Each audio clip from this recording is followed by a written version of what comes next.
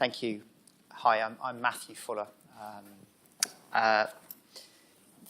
Thanks, Dom. I really enjoyed that. That was good. Just time, actually, is my firm is one of those firms that we actually produce, I think, 6,500. So we're up there in your sort of league table. And it's actually one of the drivers behind why I wanted to write this book, actually, was the amount of time that we were all spending on writing these pitches. And my firm, I don't know, the same as yours, our lawyers actually have pretty tough, ambitious targets to make every year, number of chargeable hours, like 2,000, that sort of number. And actually, if you sort of compute that into a day, that comes out at something like 7 hours chargeable a day. Chargeable. So it doesn't leave a lot of time to do other stuff. And you think the demands that we are making on ourselves as law firms and how we can help ourselves. And that's actually one of the sort of premise, the starting points of what drove me to want to try to sort of look at this and see how we could help. So that's the book. By the way, I've got a copy by the Coates. So before you run off, you can have a look at it this evening. Look, it's a practical book. There is some theory in it, of course, but it's as much about the how as the theory. In fact, more about the how. It's tailored to the professional services market. So it's not just law, it's accountants, engineers. And actually, we made sort of some quite interesting comparisons between the two and see how different parts of the professional services market were compared. And also, it was international as well. This isn't just about the UK. We looked at the European market, the Asian, the Australian, the States as well.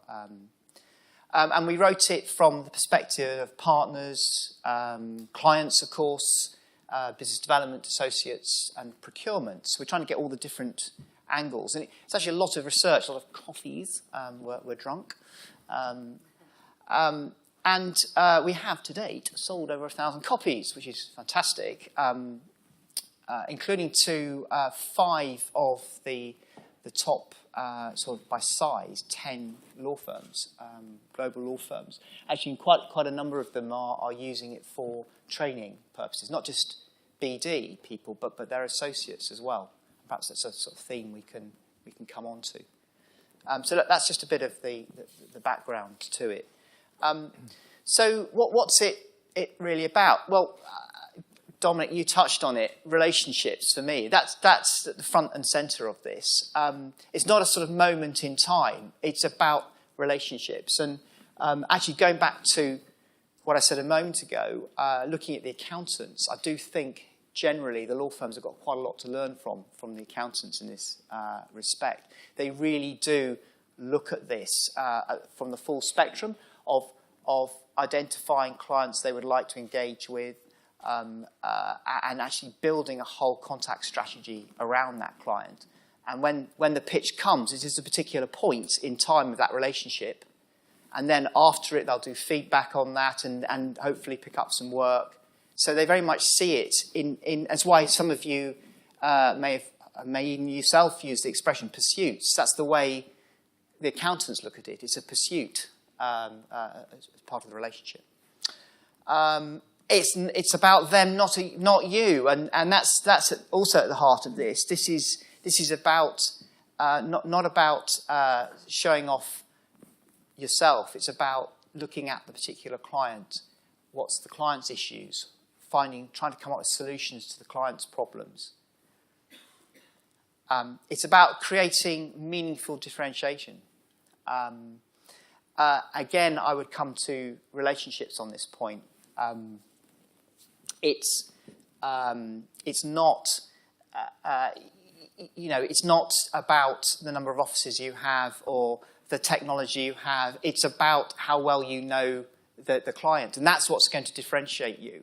You all operate in different markets and different spaces, and you know who your competition is, and mostly the clients do as well.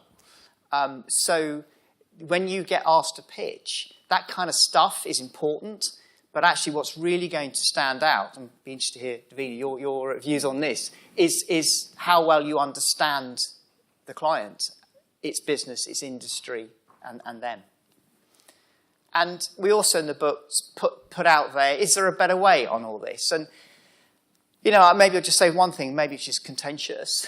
I mean, I think, you know, we hear Dominic's stats, and, you know, I've heard it many times within the walls of firms I've worked with, of people moaning about these pitches and the demands and how unreasonable the clients are. And I kind of think, actually, that's not totally fair. I think we have made up some of this problem, the law firms. I feel that if there was a greater sense of transparency and openness, that could build more trust, and that in turn will build stronger relationships, which may in turn mean that the client doesn't feel that it needs to go out for competitive bidding. I don't know. That's just a thought. But going back to what we listened to, we talked to quite a few clients, and what they were saying to us was they actually want fewer but deeper relationships. Quite a lot of clients we hear about have panels, but of reducing the number of firms on their panels. Like one extreme, one famous investment bank, maybe Swiss, has had 900 and something law firms on its global panel. This is a few years ago, and reduced it down to 60. Even that's quite big, but just to show you what's going on in the market. And they want to partner. They want a sort of adult relationship where they will open themselves up if you take an interest in them and understand what they want and their issues are. It's also, I think, another development that's happened in our business is much more of a focus on industries. And so it's not just about the client and its business, but the environment and industry that the client works in. And what we've seen is, and what we hear increasingly is clients want that technical knowledge, whether it's telecoms or pharma or whatever. They want you to be able to talk that language and understand the market which they operate in.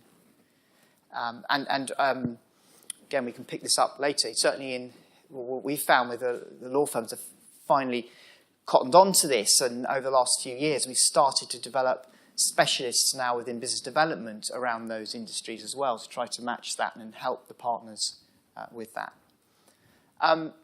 A differentiated offer is what the clients want, and they find it very difficult to distinguish between firms.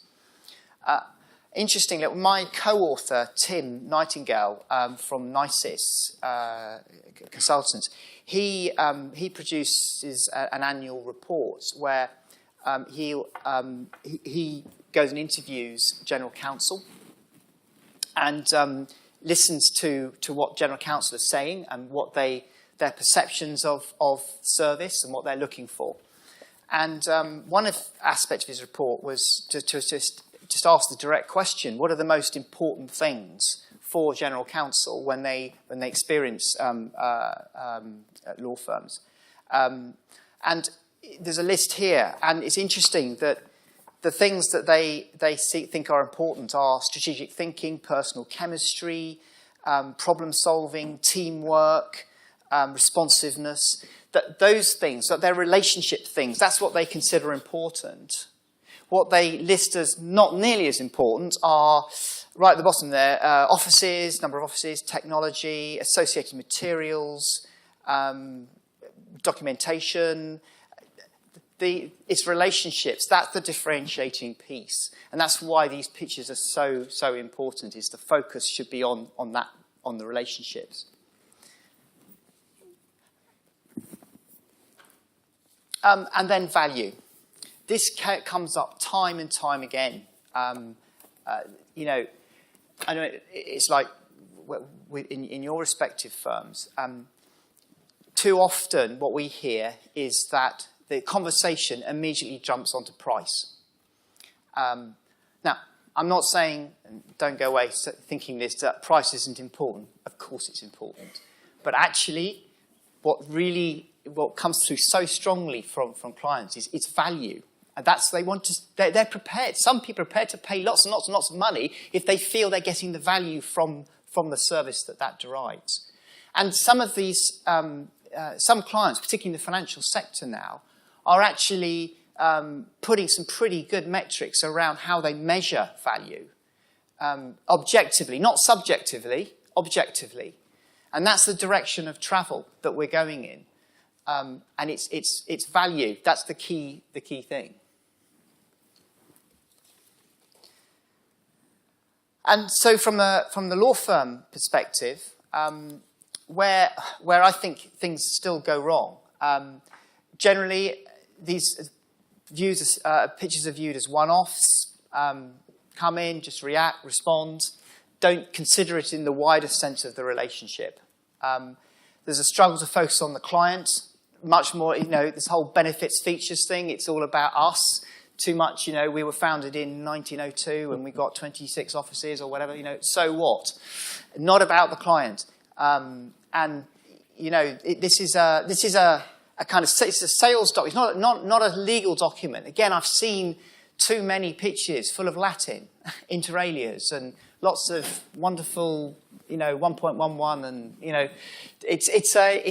this is a sales or relationship document. This isn't a legal document. And then too often the observation is the investment and the effort and goes into the wrong thing. It's all about assembling finding the right CV and the credentials, and not on tailoring the document and making it absolutely to point. The time is all spent on the wrong things. Does that resonate with people? The deadline's at 6 o'clock, and at 5 o'clock you're still finding the last CV and whatever, and you haven't actually thought through properly what you're saying and how you think you can help the client. What are the core messages? And also from the presentation, if the pitch goes to the presentation, actually a face-to-face meeting, that is the clincher. That's where you're going to win or lose the pitch. That's about relationships. That's about building the chemistry. That's about showing yourself as a team, as a joined-up team, not a little group of people who met each other the first time in a taxi en route to the meeting. That's what the clients will see, and that's how they will determine. They'll think, can I sit with these people or for 3 consecutive nights doing this deal? Can I put up with them? And then there's no strategy, and there's too much FOMO. You know what I mean by FOMO? Fear of missing out. Yeah, this sense of, the RFP comes in and just, partner sometimes even look at the RFP, just flicks it straight on to the BD person and says, just do it. And actually, one of the things we do in the book is we've got this thing called the partner wheel, the thought wheel, and we just try to sort of think through what are the things that should be going through the partner's mind when an RFP arrives, just to give some thought around this. And those things all revolve around 4 things. Relationships, they should be relationship-related, financial-related, market, and conflicts. They're the four core areas. And the sort of questions are, is it a client I want to work for? Is there a conflict, obviously? How busy is my team? What's the utilisation like? Is it the type of work I want to do and I can do and want to do? How much money can I generate? Will it be profitable work? Is the client in a growth sector? Is it the right market for me? What's the opportunity cost? If I do this, what am I losing out not focusing on? Will the client pay and pay on time? So actually, this is to initiate a discussion. Actually, so it isn't just that FOMO sort of attitude. And from this, in the book you'll see, we've actually got also like a guide sheet on how to frame a conversation with a partner around, is it the right thing to do? Is this something we want to do? And it goes back to time, as I said as well, I think this. Is this how you want to spend your time?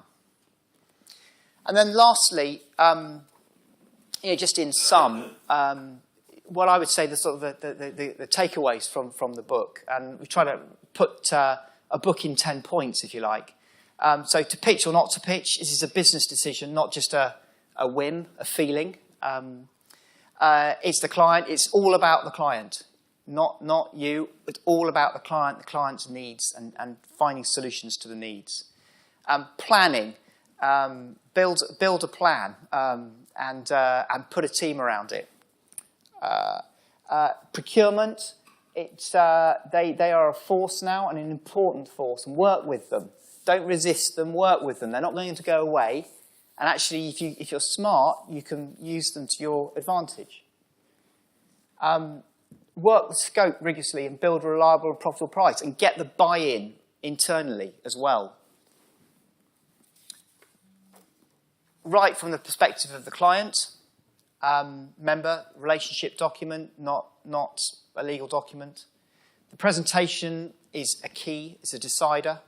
Feedback, when you've done it, make sure you go and get feedback. It's all part of the relationship. It's continual learning. Automation is essential, and you should have a good CRM system. It's actually really important.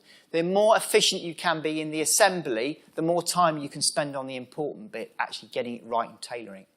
And then, is there a better way to win work? Keep looking for it. That's it. Thank you very much, Hugh.